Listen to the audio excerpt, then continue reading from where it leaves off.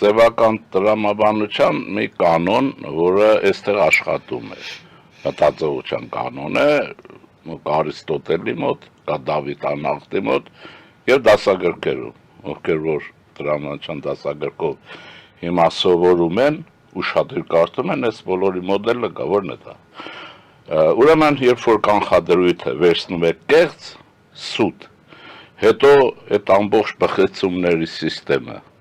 անում է ճշգրիտ, առաջանում է դատողության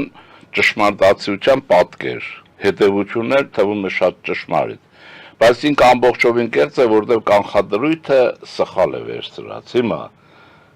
Նիկոլ Փաշինյանի վարկանիշը ինչքան անգում ունի, որ ուզում են բարձրացնել։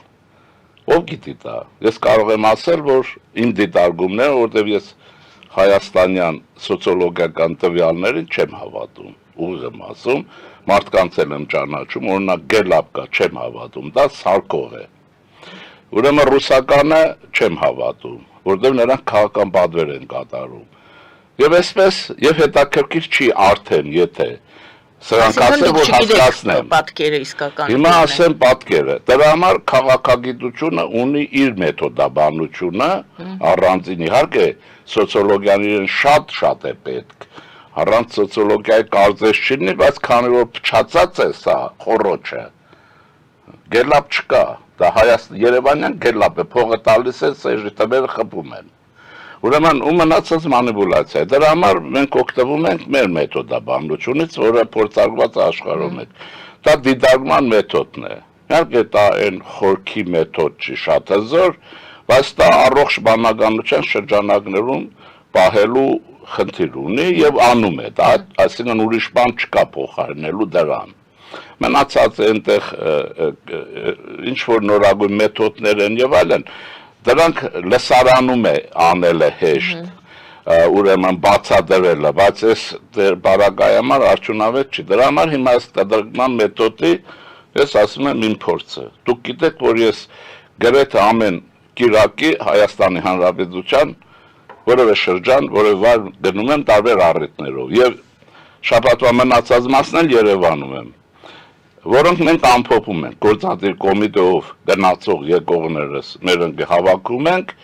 եւ ունենք, դուք գիտեք, որ սա եզակ կուսակցությունը, որտեղ քաղաքագետավարությունը քաղաքագետներ ունի մեջը,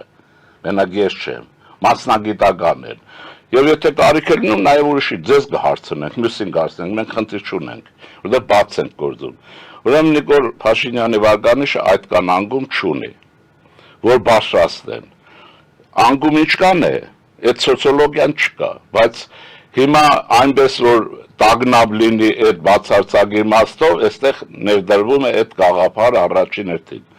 Ուրեմն այստեղ հիմա մնացածը նորմալ է, այդ անգումը, որտեղ ցանկացած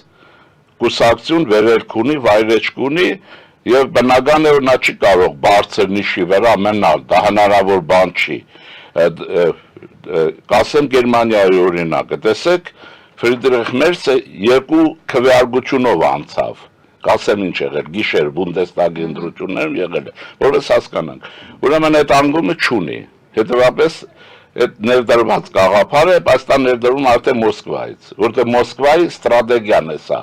Ինչ հնարավոր է Փաշինյանի կառավարությանը տապալել, որը չի կարողանում։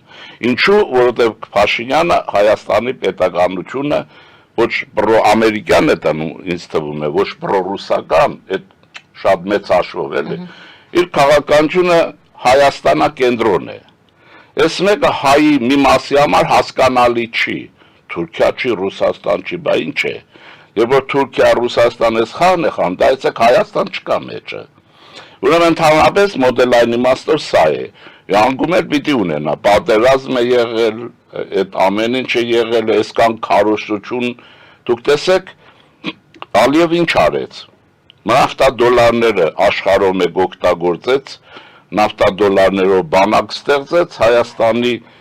կրիմինալ վերնախավին չարեց, պատերազմի ընթացքում եւ հետո ուշադիր եղեք, հերոստանգերություններ գնեց, բացեց եւ ուրեմն կայքեջեր բացեց, նաեւ ինչի։ Ուրեմն սա նախատեսված են Լավրովի պլաններ, որ Արցախից հետո Հայաստանում իշխանությունը պիտի տապալվեր։ իշխանությունը բարդության մեջ պիտի մեղադրվեր եւ տապալվեր։ Դրա համար այստեղ ոչ թե Ալիևի դեմ բանակ էր պետք, ձեռք էր պետք, այդ բանակը պիտի լիներ թույլ, գեներալը ճարպակալած, անուղեղ, որովհետեւ գլուխ բերեին հաղթանակ բերեցին, բայց այստեղ կատարվեց մի բան, որ ինձ թվում հոգեբանական է սա։ Ռուսաստանում չէին հաշվել, Կրեմլուն չկարողացան, ինչպես նաև Ուկրաինայի բարական մեծամտությունը, Մոսկվայից թե Երևանը շատ հեռու է թվում, փոքր է թվում, ինչպես նաև Կիևն է փոքր թվում, բայց արնակամ է լինում Կիևում։ Հիմա տեսեք ինչ եղավ, զարմացան, որ հայ ժողովրդի մեջ մի շերտ պարտության պարագայով էլի կանգնեց կառավարության կողքին, սա աննախադեպ բան է, ես հիշեցնեմ, այն Նայրա Զոհրաբյանը մի ժամանակ ոռնոց էր դրել, պիտի հեռանա, որովհետև աշխարհում չի եղել դեպք, որ պարտված իշխանությունը մնա, սա նույնիսկ կեղծ է, ինքը դատարանից տեղյակ չէ, այդպես եղել է, թե չէ, ես այդ օրերին հայտարարեցի եմ մեր ժողովրդին ասել, որ եղել է դեպք,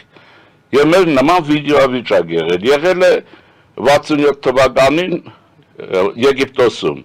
ջախջախված բանակը Նասերի, ուրեմն վիճակ այդպես էր, Իսրայելը հաղթեց եւ այն Նասերը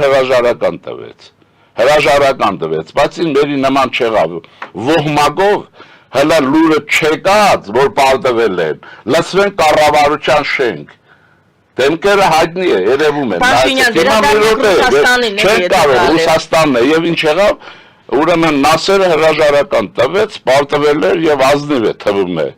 Գեներալները նկարագրական ասեմ, կանգնեցին գլխին, ատրճանակը դրեցին գլխին, ասին այս օրերին հրաժարական տալը մահ է Եգիպտոսի համար, չես տալու։ Թուղթը ճղեց հետ վերցրեց, մի քիչ պայմանական եմ ասում, վերջացավ։ Ուրեմն այս տգիտությունը իմանալու, տգիտություն, շարու տգիտություն, բայց այս բոլորը Մոսկվայում գիտեն, այստեղ ես իրենց համար ոչ շնորհություն չեմ ասում։ Ուրեմն այս հարցը գնաց եւ ժողովուրդը կանգնեց, պետությունը պահեց։ Այստեղ ինչը շարժվեց մեր ժողովրդի մեջ։ Նախ անվտանգության գիտակցություն, երկրորդը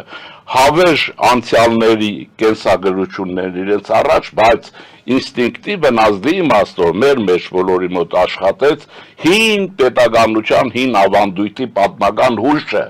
Ռուսաստանը պատմական հուշ չի ընդունում եւ հայ ժողովրդին այդ իմաստով չի ընդունում։ Հուշ ինչ անեք, Տիգրան մեծ հետ, կա ձեռ են առնում, ուր արտուն կտրեցին եղը։ Նա կեղսեզի տոկոսներն ընկած էր, լավ նրանց տոկոսն ընկած, իրենց տոկոսն ինչ կան եկողների։ Ես որ ես կաման եմ գալիս, մեր տոկոսներից չեմ խոսում, ես կարող եմ ասել, ամբողջ հանրապետություն, սպյուրք որտեղ եղել եմ, մեզ շատ լավ ընդունում են, բայց տոկոս ոնց ասեմ, կամ ինչի ասեմ։ Ուրեմն ես գնացինք առաջ, ես մեկը կեղծ թեզիս է։ Երկրորդը ուրեմն իրենց մարդն է, իրենց մարդը լիներ, այդ ցավը տալ է, վաղուց էին հարցերը լուծել եւ բոլոր իմաստներով արդեն ավելի ուժեղացել էին։ Զվարթնոցից դուրս են գալիս,